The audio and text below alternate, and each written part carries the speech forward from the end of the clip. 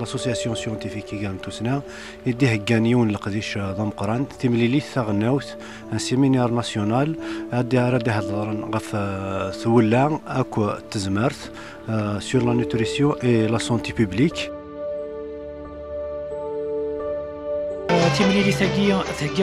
Donc, le laboratoire de recherche en qualité et sécurité des aliments qui est rattaché à السداويث الشود السداويث المولد ثمامر ياك ثدوكلا مقارن يكن توسنا يقلان داكي كلادلون ولا لقدي شاكي اثني لاد دي جث تودارث اي غار دي جث تودارث على خطر التودارث سي اون ريجيون نا تايوان ايدي صبحان نقول نجرجر نادي صبحان كو جوران اي كومام اي توسنم سي لو بيزاج تمغولي ايدي تساك ديريكتومون افذرار نجرجر ياك ذلال الهوانينس ازديغن ايونعن.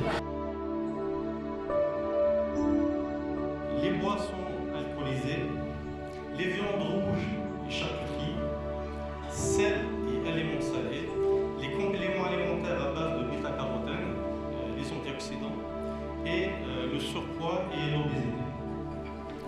Bon, la question c'est que par rapport au surpoids et l'obésité, ce n'est pas des aliments, mais ils ont une relation directe avec l'alimentation.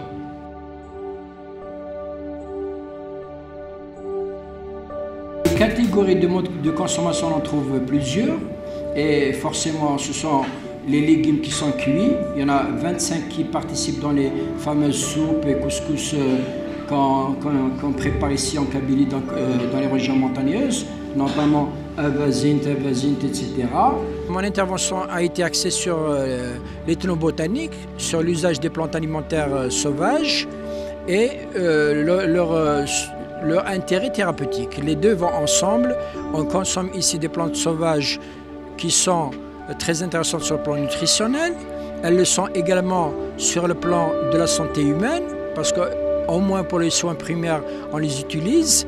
Et dans ce sens-là, mon message a été axé sur l'intérêt de ces sources, de ces bien sûr ressources biologiques et de leur valorisation, au moins pour deux filières.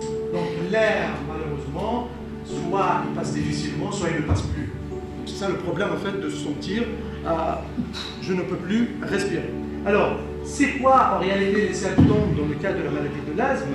En fait, il y a généralement 4 symptômes qui reviennent. Bien évidemment, pour faire le diagnostic de la maladie de l'asthme, le médecin il va faire d'autres tests cliniques, à savoir surtout le test de la fonction des poumons, à travers donc l'aspirométrie, donc on permet aux patients de respirer et de savoir donc, quelle est la force d'expiration. Alors aujourd'hui, donc, j'étais présent ici au séminaire national sur la nutrition et la santé publique et j'avais présenté une conférence sur l'alimentation et la maladie de l'asthme. Quel est en fait le régime alimentaire ou bien existe-t-il un régime alimentaire pour les asthmatiques? Le lait fermenté. C'est quoi la différence qui existe en lait? Alors, entre le lait fermenté et le lait non fermenté, c'est une bactérie. Là, vous le savez tous, je ne vous apprends rien. La seule différence, l'unique, c'est qu'il y a une activité microbienne qui provoque ce qu'on appelle la population, etc. Et la maturation. Et l'autre, il n'y a pas d'activité microbienne qui est utile. Alors, il a dit que finalement, il a imaginé un peu les choses, et il ne s'est pas trompé. Hein. Il a dit que le lait fermenté pourrait être à l'origine du déclin de fertilité de nos patients et corrobore avec les résultats de plusieurs autres études, telles que celle de Johnson et al. Qui a été réalisée au Danemark sur 1558 hommes et qui a mis en évidence qu'un IMC trop élevé serait à l'origine de la réduction des paramètres spermatiques. On retrouve beaucoup plus de gens hypertendus chez les personnes qui ne font pas de sport que les gens qui font du sport. C'est-à-dire c'est un moyen de lutte, de prévention de l'hypertension artérielle. Donc je parle toujours par rapport à l'eau parce que l'eau aussi, il joue un rôle très important au sport. un séminaire qui traite un des sujets les plus importants sur la nutrition et la santé, qui me passionne vraiment et je trouve que c'est vraiment très intéressant et ça m'enrichit davantage. J'ai appris pas mal de choses. Parmi ces choses, c'est de penser toujours à préserver sa santé et en mangeant sainement, en choisissant, il faut savoir choisir ses aliments et manger sain, équilibré. Le nouveau-né va présenter des maladies, des syndromes, des déficits, des défects du système neurocentral, entre autres spina bifida, hydrocéphalie, microcéphalie, etc. Alors, quelle prévention peut-on, si on sait ce concept-là, comment on peut prévenir ou pour mieux agir durant cette période-là? Alors, le maître symptôme, on est le lait maternel, bien sûr. Avec une bonne nutrition, on sait actuellement que le lait maternel a des vertus à court terme, entre autres par de l'OMS et de l'Assemblée mondiale de la santé, c'est d'atteindre 50% d'enfants qui sont allaités jusqu'à l'âge de 6 mois, donc allaitement maternel exclusif à l'ère de 2025. Cette augmentation est accompagnée par une diminution des pourcentages initiaux des acides gras insaturés, c'est-à-dire c'est une saturation.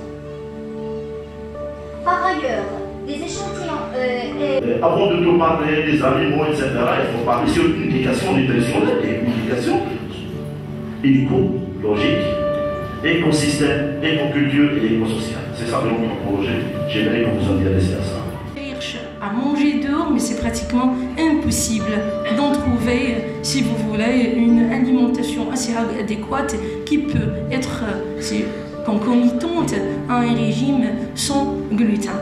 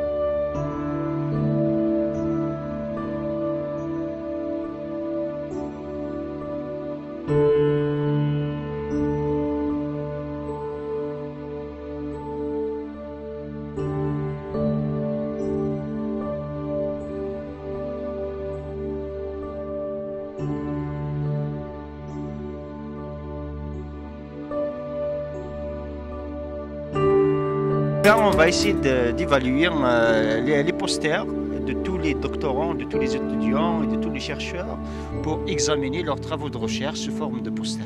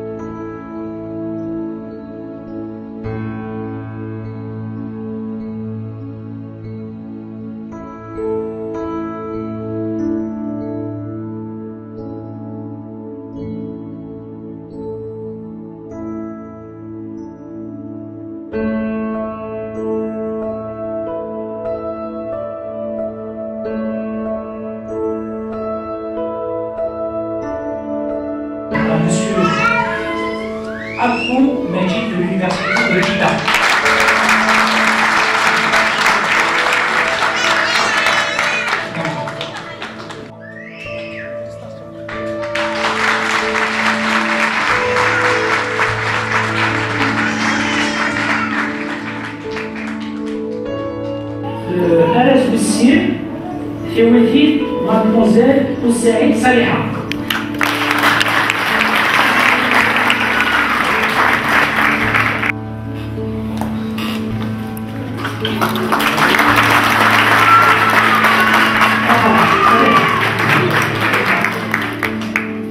Le troisième cadeau est obtenu par M. Abdelrahmani Moukran.